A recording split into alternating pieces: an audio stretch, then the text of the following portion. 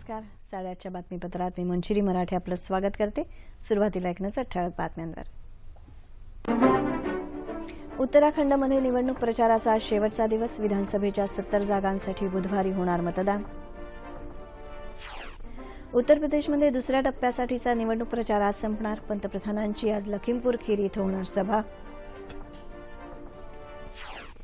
राज्यात विविध महानगरपालिका जिल्हा परिषदांसाठीच्या निवडणूक प्रचारासाठी दिग्गजांच्या सभा. आरोप प्रत्यारोपांना उधाण. माध्यमिक स्तरावरील पाठ्यक्रमात निवडणूक साक्षरता या विषयाचा समावेश करण्याची निवडणूक आयोगाची मनुष्यबळ विकास मंत्रालयाला सूचना. दृष्टिबाधितांसाठीच्या T20 विश्वचषक क्रिकेट स्पर्धेत पाकिस्तानला हरवून सलग दुसऱ्यांदा भारतानं पटकावलं विजेतेपद. आणि हैदराबाद क्रिकेट कसोटीत भारत मजबूत स्थितीत. बांगलादेशसमोर 460 धावांचं आव्हान. अश्विनचा वेगवान बळींचा विक्रम. आता सविस्तर वृत्त. उत्तराखंडमध्ये एकाच टप्प्यात होणाऱ्या विधानसभा निवडणुकीच्या प्रचाराचा आज शेवटचा दिवस आहे. राज्यात विधानसभेच्या 70 जागांसाठी बुधवारी मतदान होणार आहे. सर्वच पक्ष शेवटपर्यंत जोरदार प्रचार करत असून प्रचार शिगेला पोहोचला आहे. उत्तर प्रदेशमध्ये दुसऱ्या टप्प्यात होणाऱ्या निवडणुकीच्या प्रचाराचा आज अंतिम दिवस आहे. पंतप्रधान नरेंद्र मोदी आज लखीमपूर खीरी इथं प्रचार सभा घेणार आहेत. उत्तर प्रदेश आणि उत्तराखंडमध्ये प्रत्येकी एका जागेसाठीची निवडणूक रद्द करण्यात आली आहे. उत्तर प्रदेशातल्या अलापूर मतदारसंघात समाजवादी पार्टीचे उमेदवार चंद्रशेखर यांच्या आकस्मिक निधनामुळे आणि उत्तराखंडमध्ये कर्णप्रयाग मतदारसंघातले बहुजन समाज पार्टीचे उमेदवार कुलदीप सिंग यांचा रस्ता अपघातात झालेल्या मृत्यूमुळे त्या भागातल्या निवडणुका रद्द करण्यात आल्या असल्याचं निवडणूक आयोगानं म्हटलं आहे. या दोन्ही भागात 15 फेब्रुवारीला मतदान होणार होतं. मात्र कायद्यानुसार एखाद्या मान्यताप्राप्त पक्षाच्या उमेदवाराचा मृत्यू झाल्यास संबंधित क्षेत्रातल्या निवडणुका रद्द केल्या जातात आणि पक्षाला नवीन उमेदवार रिंगणात उतरवण्यासाठी वेळ दिला जातो. या 2 जागांसाठी निवडणुकांची तारीख नंतर जाहीर करण्यात येईल.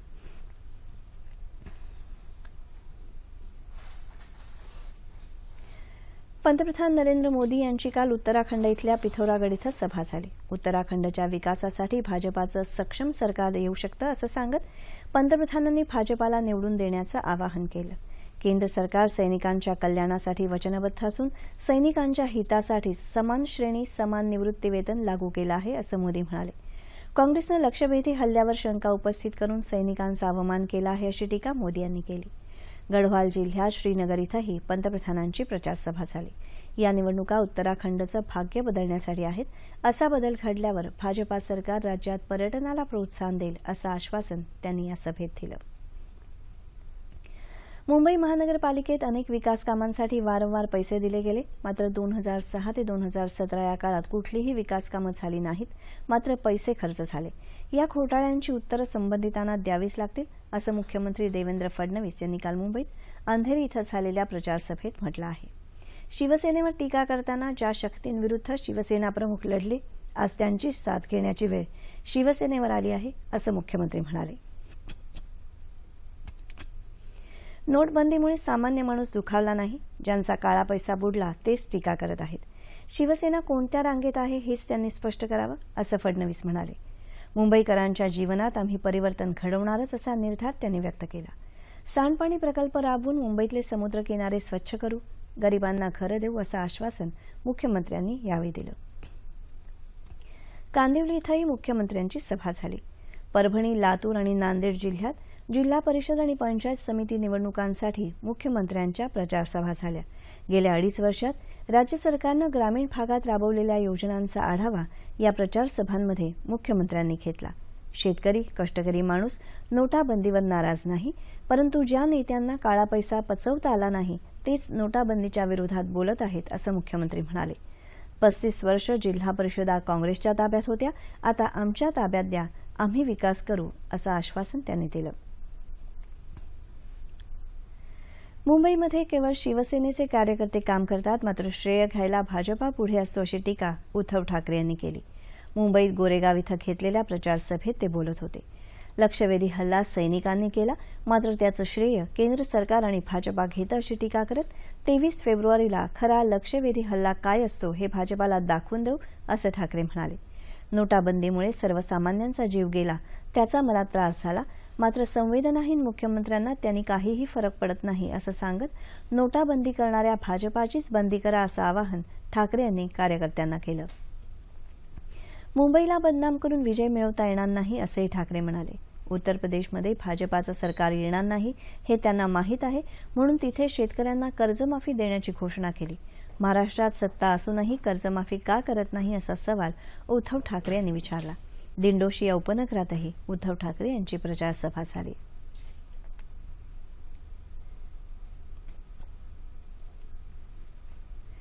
ठाणे महानगरपालिकेत गेली 25 वर्ष सत्तेवर असलेल्यांनी शहराचं वाटोळं केलं असा आरोप राष्ट्रवादी काँग्रेसचे नेते शरद पवार यांनी केला. ठाण्यात घेतलेल्या प्रचारसभेत ते काल बोलत होते. राज्यात रोज सेना भाजपामधला संघर्ष पाहायला मिळतो आहे, मात्र इतके मतभेद असूनही दोघेही सत्तेत एकत्र का आहेत हे कळत नाही असं पवार म्हणाले. सेना गुंडांचा पक्ष असेल तर गृहमंत्री म्हणून फडणवीस यांनी त्याविरोधात कारवाई करावी असं आव्हान पवारांनी दिलं. सेनेला सत्तेची ऊब बाहेर पडू देत नाही अशी खरमरीत टीकाही त्यांनी केली. शिवसेनेचे उपनेते आणि अभिनेते शरद पोंक्षे यांनी ठाण्यात शिवसेना उमेदवारांसाठी प्रचारसभा घेतली. केंद्रात स्वतःच्या बळावर सत्ता आल्यानंतर भाजपाची भाषा आणि चाल बदलली असून त्यांनी 25 वर्षांच्या मैत्रीला लाथाडलं अशी टीका शरद पोंक्षे यांनी केली. ठाण्यात सेनेची पाळंमुळं खोलवर रुजली असून ती उखडणं कदापि शक्य नाही, त्यामुळे यावेळीही शिवसेनाच ठाण्यात सत्ता स्थापन करेल असा विश्वास पोंक्षे यांनी व्यक्त केला. खासदार श्रीकांत शिंदे यावेळी उपस्थित होते. नगर बीड परळी रेल्वे मार्गासाठी केंद्र सरकारकडून 1400 कोटी रुपये प्राप्त झाल्याचं जिल्ह्याच्या पालकमंत्री आणि भाजपा नेत्या पंकजा मुंडे यांनी सांगितलं. बीड जिल्हा परिषद आणि पंचायत समितीच्या निवडणूक प्रचार सभेत त्या काल बोलत होत्या. आष्टीच्या पाण्याचा प्रश्न सोडवण्याबरोबरच जलयुक्त शिवारच्या माध्यमातून दुष्काळ दूर करण्याचा प्रयत्न केल्याचं त्यांनी सांगितलं. मराठवाड्याला हक्काचं पाणी देण्यासाठी वॉटर ग्रीडच्या माध्यमातून 42,000 कोटी रुपये दिले आहेत असं मुंडे म्हणाल्या. पंडित दीनदयाळ उपाध्याय घरकुल अर्थसहाय्य योजनेअंतर्गत 2022 पर्यंत सर्वांना घरकुल उपलब्ध करून देण्याचा मानसही त्यांनी व्यक्त केला. तामिळनाडूतल्या सत्ता स्थापनेच्या राजकीय पेचप्रसंग आणखी तीव्र होत चालला आहे. काळजीवाहू मुख्यमंत्री ओ पन्नीरसेल्वम यांच्या तंबूत आणखी काही आमदार आणि खासदार दाखल झाल्यानं त्यांची बाजू मजबूत होत चालली आहे. पन्नीरसेल्वम यांच्या तंबूत आतापर्यंत 12 खासदार दाखल झाले आहेत. तसंच शशिकला यांच्याकडे असलेल्या 60 आमदारांचं आपल्याला समर्थन मिळाल्याचंही पन्नीरसेल्वम यांचं म्हणणं आहे. पन्नीरसेल्वम यांच्या तंबूत आमदारांचं जाणं रोखण्यासाठी शशिकला यांचे प्रयत्न सुरूच आहेत. शशिकला यांनी समर्थक आमदारांबरोबर चेन्नईजवळील एका रिसॉर्टमध्ये एक बैठक घेतली. त्या रिसॉर्टमध्ये समर्थक आमदारांना ठेवलं आहे. राजभवनाच्या बाहेर निदर्शनं करण्याची धमकी शशिकला यांनी दिली आहे. तसंच राज्यपालांना पत्र लिहून भेट देण्याची विनंती केली आहे. पण राज्यपालांनी अद्याप शशिकला यांना भेट दिलेली नाही. पक्षात फूट पाडण्यासाठी राज्यपाल जाणीवपूर्वक विलंब करत आहेत असा आरोप शशिकला यांनी केला आहे. पन्नीरसेल्वम यांच्या वतीनं खासदार मॅथ्रियन यांनी राज्यपालांची भेट घेतली. दरम्यान शशिकला यांच्यावर कथित आमदारांना जबरदस्तीनं बंधक बनवण्याच्या प्रकरणी आज मद्रास उच्च न्यायालयात सुनावणी होणार आहे. माध्यमिक स्तरावरील पाठ्यक्रमात निवडणूक साक्षरता या विषयाचा समावेश करण्याची सूचना निवडणूक आयोगानं मनुष्यबळ विकास मंत्रालयाला केली आहे. यामुळे 15 ते 17 वयोगटातल्या विद्यार्थ्यांना मतदान तसंच निवडणूक प्रक्रियेची माहिती मिळेल असं आयोगानं म्हटलं आहे. अभ्यासक्रमात समावेश करेपर्यंत एनसीईआरटी अर्थात राष्ट्रीय शैक्षणिक संशोधन आणि प्रशिक्षण परिषदेनं या विषयाची पाठ्यपुस्तिका काढावी आणि तिचा शालेय पूरक अभ्यासक्रमात समावेश करावा अशी सूचना आयोगानं केली आहे. देशात 15 ते 17 वयोगटातल्या विद्यार्थ्यांची संख्या 6,20,00,000 इतकी आहे. विमुद्रीकरणानंतर बँक खात्यात 5 लाख रुपयांपेक्षा अधिक रक्कम जमा करणाऱ्या 18 लाख नागरिकांना सरकारनं पाठवलेल्या नोटिशीला उत्तर देण्याची मुदत येत्या 15 तारखेपर्यंत म्हणजे बुधवारपर्यंत वाढवण्यात आली आहे. याआधी नोटीस मिळाल्यापासून 10 दिवसांच्या आत उत्तर द्यायला सांगण्यात आलं होतं. या सर्व खातेधारकांना ई-साक्षांकन करणं आवश्यक असून ही प्रक्रिया पूर्ण न करणाऱ्या खातेधारकांची बँक खाती गोठवण्यात येतील असं याबाबतच्या वृत्तात म्हटलं आहे.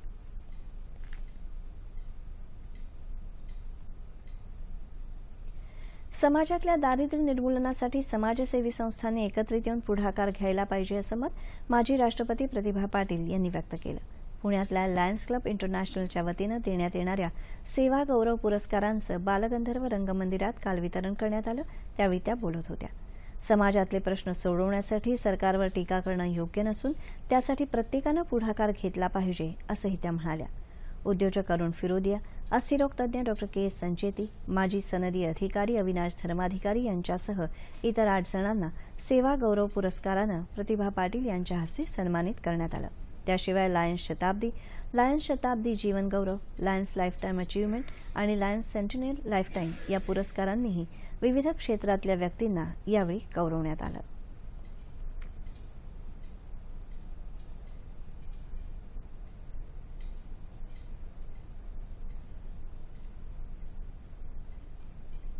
आता क्रीडा वृत्त.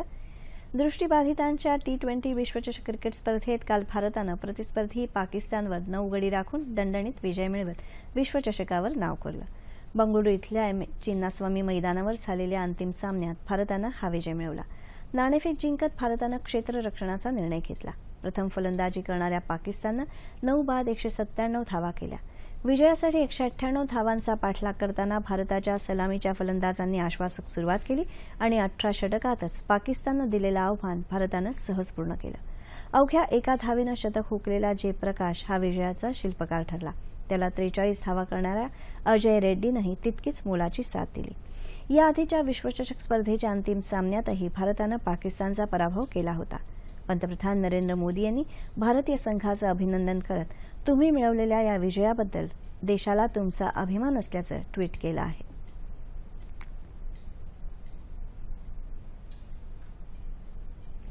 हैदराबाद इथं सुरू असलेल्या कसोटी क्रिकेट सामन्यात भारतानं बांगलादेशसमोर विजयासाठी 460 धावांचं तगडं आव्हान ठेवलं आहे.